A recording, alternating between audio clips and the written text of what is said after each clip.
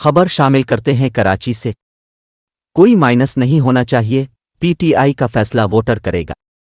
مسلم league نون کے مرکزی رہنما اور سابق وزیر اعظم شاہد خاقان عباسی نے کہا ہے کہ مائنس کوئی بھی نہیں ہونا چاہیے، ووٹر فیصلہ کرے گا کہ پی ٹی آئی کی حقیقت کیا ہے۔ میڈیا سے گفتگو کرتے ہوئے لیگی رہنما شاہد خاقان عباسی نے کہا کہ مجھ پر کراچی میں 3 سال نیب کیس چلتا رہا، کل کیس واپس نیب کو بھیج دیا گیا ہے۔ عمران خان اب کہتے ہیں کہ یہ سب باجوہ صاحب کروا رہے تھے۔ سابق وزیر اعظم نے کہا کہ عمران خان کو عدالت بلاتی ہے تو نہیں جاتے۔ عمران خان خود کو قانون سے بالا سمجھتے ہیں۔ فوج کے ہیڈ کوارٹر پر حملہ ہوا، کور کمانڈر ہاؤس جلایا گیا، جو بھی واقعات ہوئے قانون اپنا راستہ لے گا۔